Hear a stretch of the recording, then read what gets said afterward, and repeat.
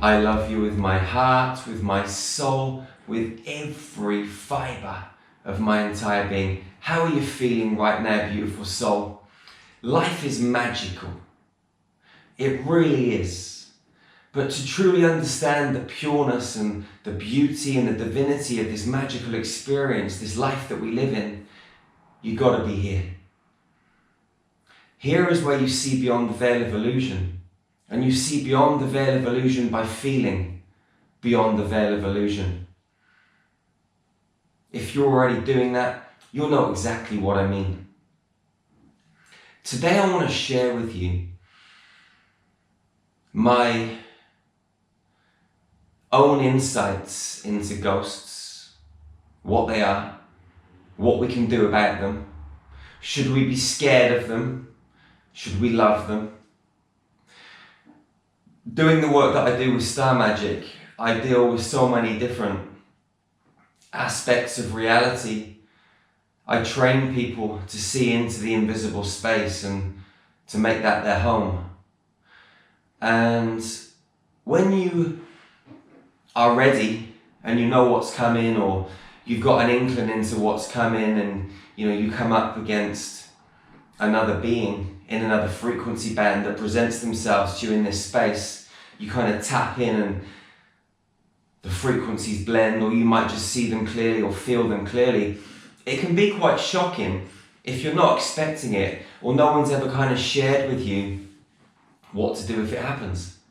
I mean, there is no kind of right or wrong way to act in a situation like that.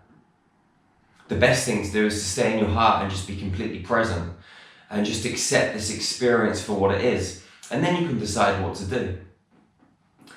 Sometimes ghosts will come into your space because they want your attention. They want to connect with you. Sometimes they're lost. Sometimes they get stuck in the in-between worlds. They can't go back to source, back to blend in with the cosmic fabric in the right space or frequency band that they're supposed to go back to or travel to after this human incarnation. Some souls get manipulated once they leave their human body, and the manipulation doesn't go quite right, so they don't go back to source, they don't go back into another human body, they kind of get stuck too. You get some spirits that are kind of just traveling through the cosmic fabric along ley lines, energy lines that are like Mother Earth's nervous system. Sometimes they can run straight through a property. So, some properties have spirits going in and out of them all the time. I remember back when I very first started my spiritual journey, one of the very first experiences that I had was when I was downstairs one evening watching TV. This is a while ago. I haven't watched TV since 2008, but this must have been like 2004, 2005, something like that. I was watching television and my ex-wife's come downstairs and she said, "Jerry, every time I close my eyes, I see all these dark images and I hear all these dark voices." And I looked at her and thought, "What are you talking about? It sounds a bit crazy, but you're my wife, I love you, what do you want to do about this?" She said, "Well, I want to phone my friend," and her friend was a priest. So this priest came around our house, she's putting crosses up, she's dousing the house and all this stuff. And I'm just kind of sat in the chair thinking, what the hell's going on? This is like out of the poltergeist or something. Anyway, she's calmed Laura down, Laura's gone to bed. The next day, I've woke up and I've gone to see my mate and I said, "Listen, what do you make of this story? This really weird thing happened in the house last night. This lady came around, she was dousing the house, she was putting the crosses up, blah, blah, blah." He said, "You've got to speak to this lady." I said, "What lady?" He said, "Just take this telephone number and call this lady." So I took the telephone number, I called this number, this so-called lady. No one answered. I left a message. About an hour later, she calls me back. She says, "What's going on?" I explained the story. She says, "Where do you live?" I said, 316 Richmond Road. That's the only part of the address I gave her. She said, "Hold on a minute." So I'm waiting on the phone. The phone goes quiet. She says, "Have you been knocking any walls down in your house?" I said, "Well, actually, we've just moved into this house. We rented it. But the previous owner has clearly built an extension." She said, "Yeah, you've got an angry old man in your house." I was like, okay, an angry old man? This is a bit crazy. I've not seen him. She said, yeah, you got an angry old man in your house. I said, okay, let's say there's an angry old man in the house. What are we going to do about it? She said, oh, I'll get rid of him for you. I thought, that's a bit strange. But anyway, I said, when are you going to come down to London? She lived the other side of the country, a couple of hours away in the car. She said, oh, I don't need to do that. She said, I'll do it from here. You know, I'm new to this spiritual stuff. I'm thinking, what the hell's going on? She said, yeah, I'll get rid of him from here. I'm like, what? I'm thinking, this is just a load of crazy talk, man. This is bullshit. Anyway, finished our conversation, put the phone down. I've gone home, I've seen Laura, and I've said, listen, I've spoke to this lady about what happened last night. And she reckons there's an angry old man in the house. And Laura turned around to me and said, I know, I've seen him. I'm thinking, what? You've seen him?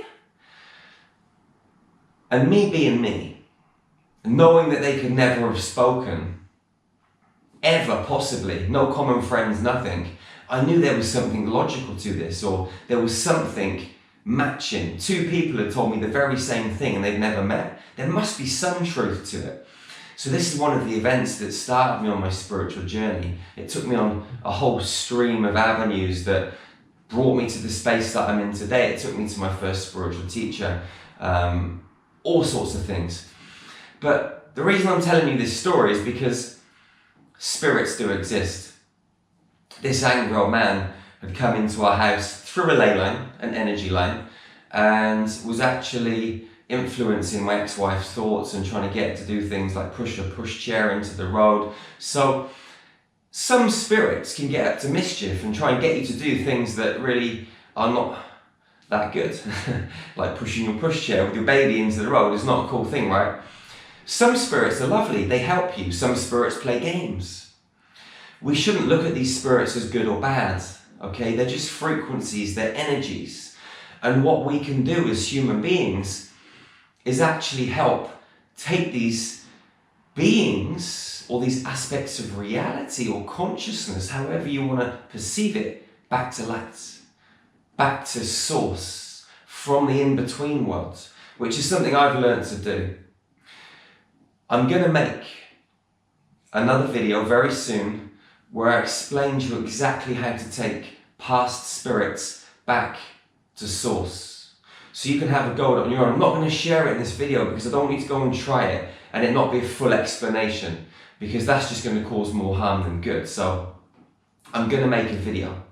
Now I've shared this, I'm going to make a video and explain to you exactly how to do this, so stay tuned. But you can do rescue work. It's called rescue work, or that's how it was presented to me when I was taught, shown how to do this stuff. So you can go in, you can do rescue work, you can take souls that are in distress, ghosts, whatever you want to call them, take them back to the spirit world, or to source, to lights, to the empty space where they belong, or whichever frequency band they're supposed to go to. Because that's the other thing, not all souls and spirits go to the same place. There are different levels, frequency bands, and it depends on where the soul's at. It kind of governs where they're supposed to go to. But this is a whole other story. Okay, when you are presented or you encounter a spirit or a ghost, just don't be scared. The best thing to do is to open your heart, be in the space and just shine love. Come out of here, down into your heart and just observe what is happening, feel what is happening, and then make a decision and decide what to do. I remember the first time that I came out of my body. I was taught how to leave my body, bring my light out. I went into 2 different places at the same time. And when I was walking through a building as pure light, I saw these 2 young little girls. And these 2 young little girls had really evil teeth. And I just walked past them. The person that was guiding me said, just walk on past, Jerry. So I walked past. I actually went back to my home and had a look around my home at my ex-wife and children and saw what they were up to, which was quite a cool experience. And when I actually went back a few hours later, I asked them what they were up to and they confirmed everything that I saw. So that was great confirmation for me. But when I was coming back, to where my physical body was, these two young girls were there again. Now, the two young girls said to me, "We have a message for you, and we're here to teach you a lesson." So I got into an in-depth conversation with these two little girls, and it turned out that these two little girls had passed back to spirit. Their mum had gassed them in a car, and they were in the car, and they ended up passing back to spirit, going back to the lights. But these two little girls had decided not to go. The mum had gone, the two girls hadn't, because they wanted to give me a message. Now, what I'm about to share with you, I'm not proud of this, but this is something that happened in my life many years ago. And, you know, we all learn and we all grow. And these two little girls taught me something so profound. They helped me see so many things. And I'm so grateful, even though I went through a little bit of a process with them, tormenting my daughter and a few other things. But that's a whole other story, and it's kind of irrelevant because the lessons that I got from this were perfect. Many years ago, I owned a business, and it was with some friends, and this business went bust during a property recession. And the husband of the wife, who'd committed suicide, gassed herself in the car with the children, had invested money into our company. When our company went down, he lost his life savings, and he just kind of went and left his wife and kids. Wife couldn't take it. She ended up gassing herself and the two children. Now, they came to see me to explain this to me and to tell me about your actions and the extent of your actions, and every thought and emotion and action that you take has a consequence in the subatomic realms, which have an effect in the physical world. Cut a long story short, the lady that was my kind of like spiritual guide at the time showed me how to take these two girls, bring them into healing and take them back to the spirit world to reunite with their mother's soul, which we did, and it was a beautiful experience. And I've actually had lots of reconnections with these souls since, and it's been beautiful. And if you look at this on a human level, or on a spiritual level rather, this is just a game, and we're all teaching each other. We all came into this incarnation to grow and to expand, and we all knew what we were getting involved in. Sometimes we sacrifice ourselves, sometimes we don't. But these two little girls taught me so much.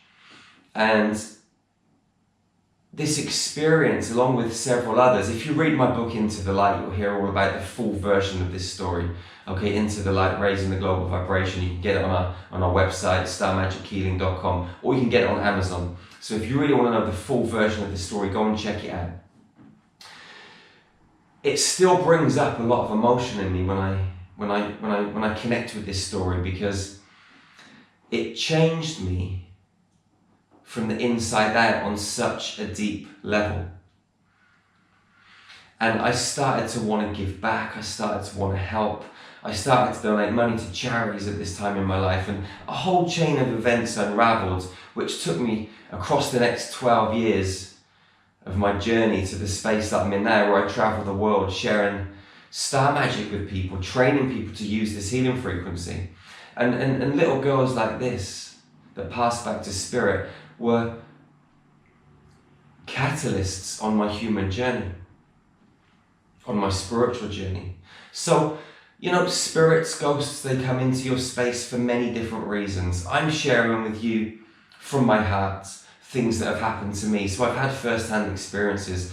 I've had experiences where I've been with a human being, and that human being shapeshifted, and their face has disappeared, and I've been face to face with a reptilian, a green lizard, in the same room in the physical. That's quite freaky.